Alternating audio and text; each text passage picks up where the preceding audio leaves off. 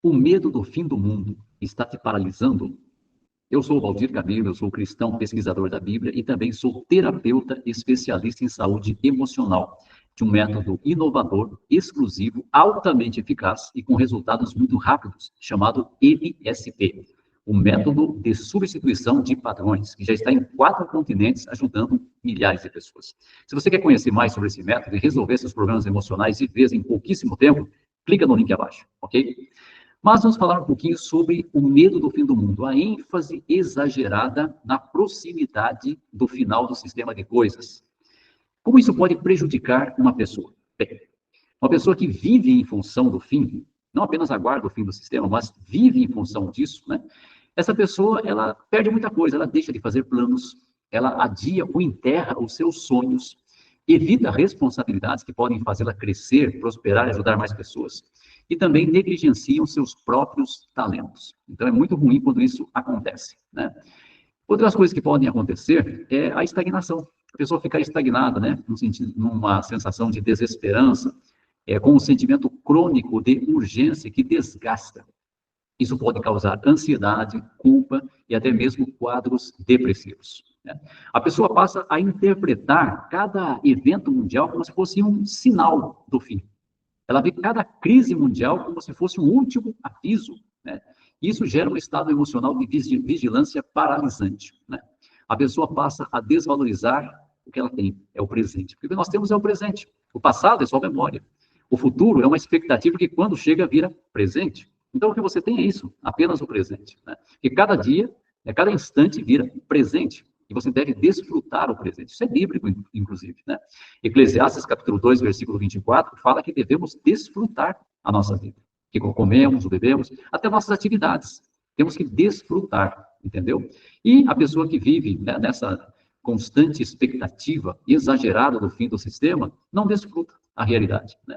Ele perde o que ele tem, que é o presente, né? Também perde oportunidades muito significativas de mostrar amor ao próximo, porque o amor ao próximo você não mostra apenas evangelizando, pregando a palavra. Essa é uma das formas, eu considero, inclusive, a forma mais importante de pregar Cristo, né? Mas a pessoa deixa de exercer funções, deixa de prosperar na vida, de ter um empreendimento que poderá ajudar muitas pessoas, né? Poderá dar emprego para muitas pessoas. Deixa o próprio desenvolvimento pessoal de lado. A vida da pessoa passa a ser uma sala de espera, em que ela apenas está aguardando algo que virá depois, e a vida está passando, né? E o interessante é que essa situação é um modelo bíblico de como não dá certo viver em função do fim. Você tem que viver em função de Cristo. Aguarde o fim, mas viva em função de Cristo e da sua vida, da sua obrigação como pessoa, como ser humano, e das funções que você tem. Mas tem até um exemplo bíblico de 2000 anos, hein, que mostra como não dá certo esse tipo de expectativa exagerada. Está em 2 Tessalonicenses, capítulo 2, eu vou ler os versículos 1 a 3 na NVI, onde Paulo fala: irmãos, quanto à vinda de nosso Senhor Jesus Cristo e ao nosso reencontro com Ele, rogamos a vocês que não se deixem abalar, nem alarmar tão facilmente, quer por profecia, quer por palavra, quer por carta supostamente vinda de nós, como se o dia do Senhor já tivesse chegado. Não deixem que ninguém os engane de modo algum.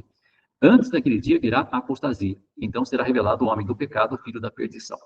Então veja que já estava tendo um problema entre alguns cristãos lá do primeiro século, que estavam com essa expectativa da iminência da vinda de Cristo, como se estivesse já chegando. E Paulo falou, não é assim que funciona, né? Naquele tempo ainda teriam que acontecer certas coisas. Mas o que eu quero trazer a atenção é como isso desestruturou a vida daquelas pessoas. Então, quando você lê um pouco mais à frente, na mesma carta de 2 Tessalonicenses, capítulo 3, versículos 10 a 12, veja o que Paulo fala, como é que eles passaram a se comportar devido a esta expectativa exagerada do final do sistema de coisas. Aqui está escrito: de fato, quando estávamos com vocês, costumávamos lhes dar esta ordem: se alguém não quiser trabalhar, também não coma. Pois ouvimos que alguns estão andando de modo indisciplinado entre vocês. Não trabalham e ainda se intrometem no que não lhes diz respeito. A essas pessoas ordenamos e exortamos no Senhor Jesus Cristo que trabalhem tranquilamente e comam o alimento que elas mesmas ganham. Então, veja, o que eu citei é o que já aconteceu naquele tempo. A pessoa perde o incentivo de viver, de crescer, de prosperar, de aumentar mais responsabilidades, né? Crescer como pessoa. Ela perde o incentivo, porque afinal seu filho já está aí, porque eu vou trabalhar mais, porque eu vou me desenvolver, Né? Por que eu vou usar meus talentos, meus dons? Não. Então, o que aconteceu? Isso simplesmente fazia com que as pessoas ficassem desmotivadas, não queriam nem trabalhar mais, como Paulo falou aqui. E aí tinha um tempo ocioso para se meter na vida dos outros, para tentar controlar a vida dos outros, tentar dizer o que as pessoas deviam fazer ou não fazer. Para você, essa situação é comum? Pessoas que vivem em função do fim do sistema e não crescem, não prosperam e têm tempo ocioso para, inclusive, se meter na vida dos outros? Porque o que aconteceu lá, acontece em qualquer época, quando a pessoa vive o que aconteceu lá. Né? Fica naquela expectativa exagerada, o que acontece? Justamente isso. A pessoa perde o interesse, perde a motivação pelo crescimento pessoal, pelo crescimento profissional, por desenvolvimento dos talentos, e tem tempo ocioso para se meter na vida dos outros. Né? Um texto também que vale a pena ser citado é Provérbios, capítulo 13, versículo 12, onde diz que a expectativa adiada faz adoecer o coração. Então, quantos cristãos, né, que ao longo das décadas ficaram esperando o fim do sistema, e os anos passaram, décadas passaram, e essas pessoas ficaram adoecidas, porque as expectativas não se cumpriram. Olham para trás, o tempo já passou, envelheceram, e agora? Não tem como voltar atrás, não é verdade? Não tem como voltar atrás e recomeçar. Tem que ser daqui para frente. Isso causa frustração, causa muito desânimo, depressão. Muitos cristãos estão deprimidos justamente por causa dessa ênfase exagerada que é dada por certas religiões ao fim do mundo, ou ao fim do sistema de coisas, tá bom? E o próprio Jesus já alertou sobre isso. É questão de obedecer ao Senhor Jesus. Em Atos 1:7, ele falou o seguinte: não cabe a vocês saber os tempos ou as épocas que o Pai colocou sob a sua própria autoridade. Não é nosso papel adivinhar datas, ficar obcecado com cronogramas proféticos. Tudo isso tira o foco da transformação interior e do amor ao próximo. Ao invés de você ficar nessa expectativa exagerada, patológica do fim do sistema, entenda que o fim virá quando tiver que vir. Talvez seja na sua época, talvez não seja.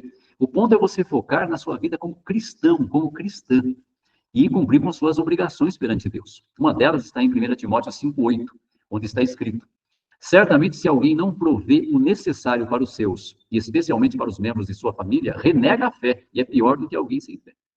Então, a obrigação de cada pessoa é fazer provisões para a própria família. A obrigação, mas provisões que sejam generosas, abundantes, faça a família realmente ter prazer na vida.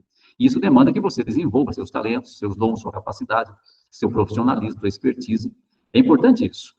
Também o texto de Mateus 5,16. Do mesmo modo, deixem brilhar sua luz perante os homens, para que vejam suas boas obras e deem glória ao seu Pai que está nos céus. Aqui fala de brilhar a sua luz, não é a luz do Evangelho. É a luz que cada um tem.